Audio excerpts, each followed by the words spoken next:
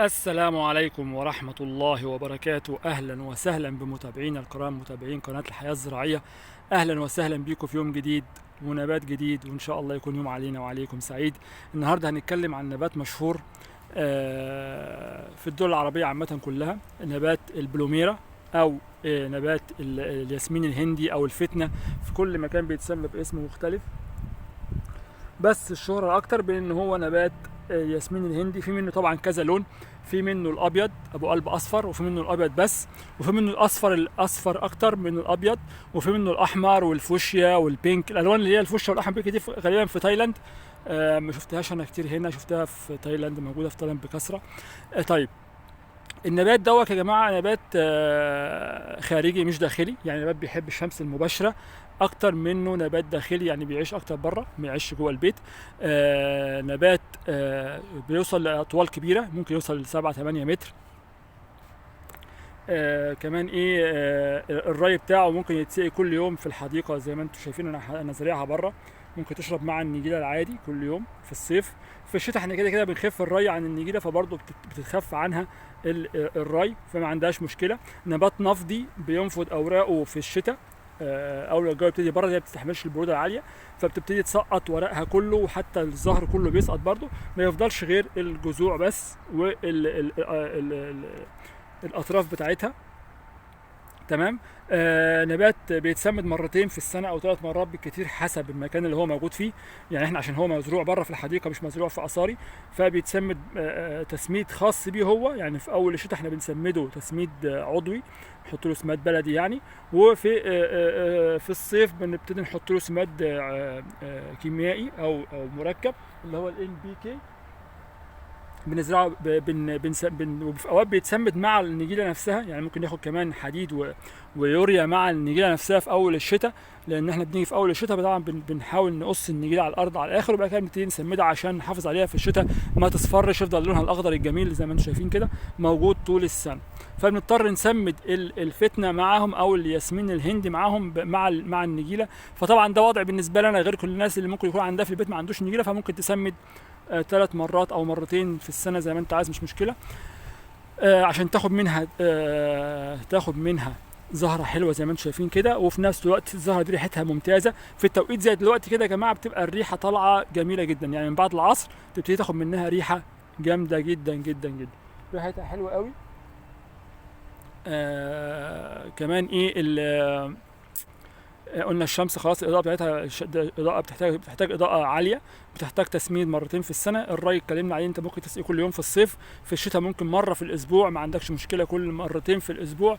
ممكن 10 ايام تسقي مره. نبات بيتحمل، نبات متحمل للملوحه، يعني انا زرعه هنا وبروي بميه مالحه 2500 جزء على المليون، وما شاء الله متحمله، بس بيحصل شويه حروق في اطراف النبات زي ما انتم شايفين كده.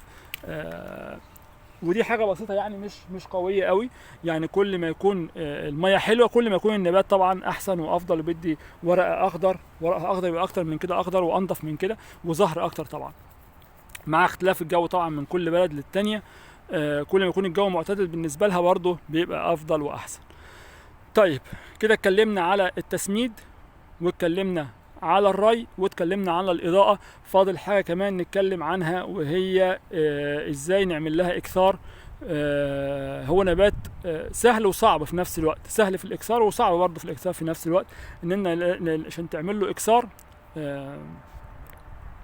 لازم بعد ما بتقص العقلة زي كده، العقلة الطرفية، بتبتدي تسيبها لفترة مثلا يومين 3 أسبوع، ما عندكش مشكلة، علشان تقدر تقفل الأول. إن هي نبات عصاري زي ما انتم شايفين كده، كل أغلبية النباتات العصارية بنعمل معاها الحركة دي، اللي احنا بعد ما بنقص بنسيبها شوية، لأن في ناس كتيرة جدا عملت لها إكسار على طول دايركت بعد ما بيقص، بيحطها في التربة وبتعفن وبتموت، لأن هي لازم تتساب شوية لما يتقفل الجزء اللي اتجرح من القطع ده. بعد كده بتبتدي تزرعها. احنا ممكن نزرعها دايركت على طول، احنا ممكن نحط هرمون تجذير، فبتجذر على طول وبتشتغل. لكن مع الناس المبتدئين فيبقى صعب شويه عليهم ان هم يعملوا العمليه ديت، او لو هو ما عندوش، او الشخص نفسه ما عندوش امكانيه ان هو يشتري هرمون تجذير، فبتموت عنده العقله، ما بتجدرش. طيب، زي ما قلنا بتعمل لها اكسار بطريقه التعقيل بالعقله الطرفيه، هي الانجح. العقله الطرفيه انجح من العقله الخشبيه. العقله الخشبيه محتاجه ان انت تعمل لها حضانه عشان تشتغل معاك كويس وتطلع براعم جديده، بعكس العقله الطرفيه بتشتغل اسرع. طيب بنبتدي ننقي عود. طبعا انا كنت قاصص عيدان قبل كده زي ما انتم شايفين، يعني لسه دي لسه قاصصها من شويه، فبرضه هوريكم. بتيجي على عقله مثلا زي كده عدله وبتبتدي تقص زي كده اهو، تمام. وبناخدها وبنروح على مكان الاكثار. ورجعنا تاني يا جماعه على الترابيزه عشان نعمل عمليه الاكسار. طبعا بنكون احنا مجهزين زي ما قلنا قبل كده البتموس اهو، اللي هنزرع فيه ده بتموس ورمله مع بعض، مش بتموس بس. وبيكون القصريه نظيفه، بيكون القصريه اللي احنا شغالين فيها نظيفه، وكمان القطر او السكينه او المقص اللي احنا شغالين بيه نضيف متعقم. طيب بنعمل ايه؟ بنشيل كل الورق زي ما انتم شايفين كده اهو اهو،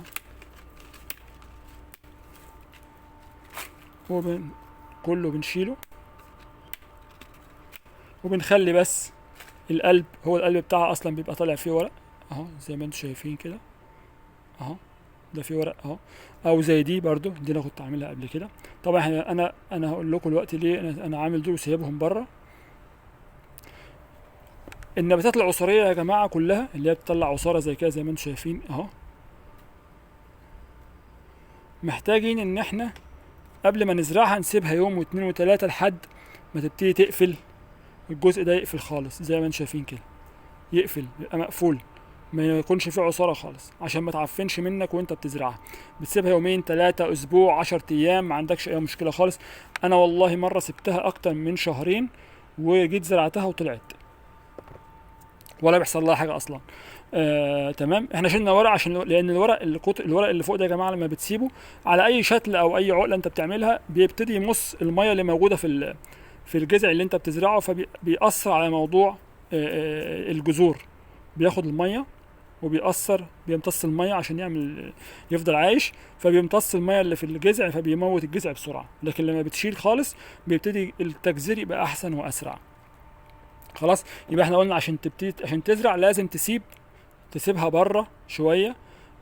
زي ما قلنا يوم، انت مستعجل عليها يوم يومين مش مشكله، وبعد لحد ما تبتدي تنشف من هنا وبعد كده بتزرعها وبتسقيها وان شاء الله بتطلع تمام.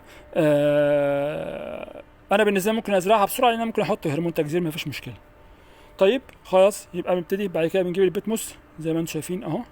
ثانيه واحده بس اظبط لكم التصوير كده، وبنبتدي نغرزها في النص زي ما انتم شايفين كده، وبنسقيها ميه.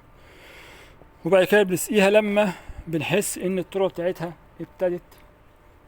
ابتدت تنشف، بنبتدي ايه نرويها تاني لحد ما تبتدي تجدر. وما تستعجلوش يا جماعه، ممكن تقعد فتره على ما تبتدي تطلع، ما حدش يستعجل. دايما الناس بتستعجل على العقله ان هي تطلع بسرعه، مش هتطلع بسرعه، سيبها براحتها لما تطلع براحتها خالص تمام. ممكن كمان يا جماعه لو انت حابب تزرع كده ما تستناش يومين ثلاثه، حطها في الميه على طول.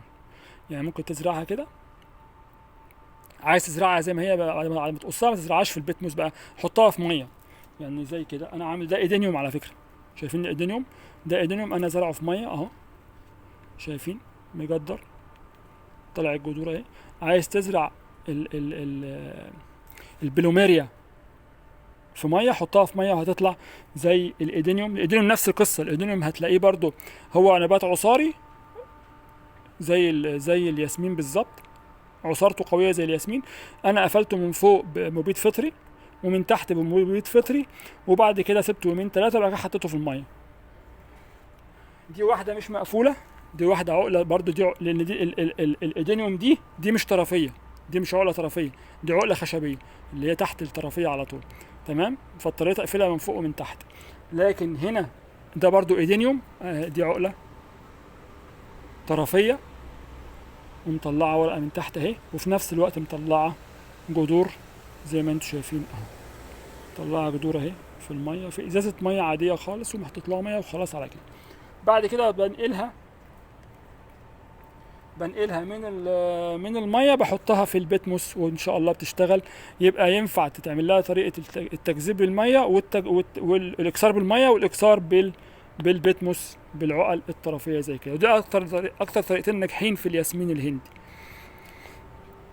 يا رب تكونوا استفدتوا من الفيديو بتاع النهارده، واكون قدمت لكم معلومات جديده، وان شاء الله تستنوني بفيديو جديد وحلقه جديده عن اكسار نبات جديد.